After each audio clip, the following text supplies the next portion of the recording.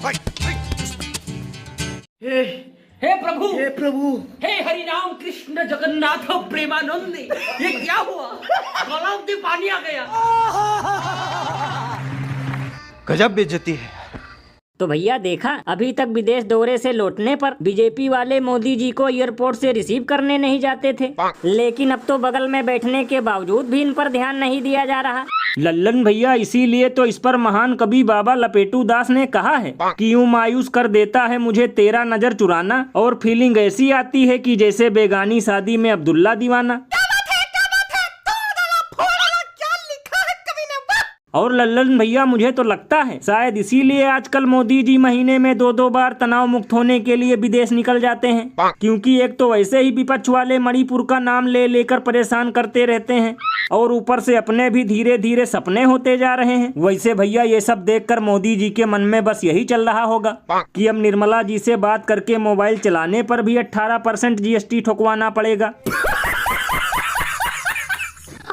सही पकड़े हैं। ये बिल्कुल सही कहा आपने। वैसे भैया, मुझे तो लगता है कि अमित शाह और JP नड्डा अपनी अपनी फैमिली से वीडियो कॉल पर बात कर रहे थे, इसलिए इन्होंने मोदी जी पर ज्यादा ध्यान नहीं दिया।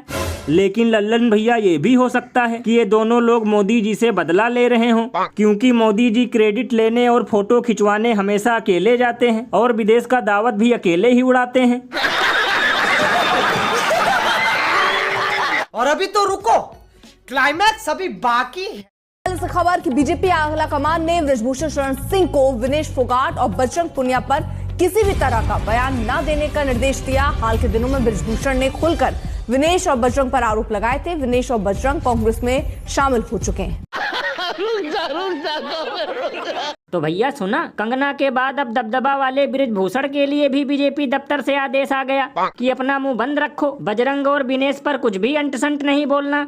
क्योंकि लल्लन भैया, हरियाणा में चुनाव का मौसम रंगीन हो चुका है, और अगर बीजेपी वाले बजरंग और विनेश पर कुछ भी अंट-संट बोलेंगे तो चुनाव के बाद केवल आलू प्याज तोलेंगे।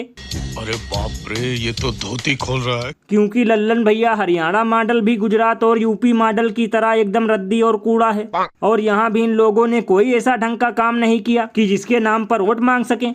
और महंगाई बेरोजगारी में भी हमारा हरियाणा यूपी गुजरात से कम है के? ये बिल्कुल सही कहा आपने। वैसे भैया, मुझे तो लगता है कि बीजेपी आला कमान ने संस्कारी बिरजू का मुंह इसलिए बंद करवाया ताकि रैली और रोड शो करते वक्त यहाँ पर भी वाराणसी की तरह चप्पल और जूता न फेंका जाए।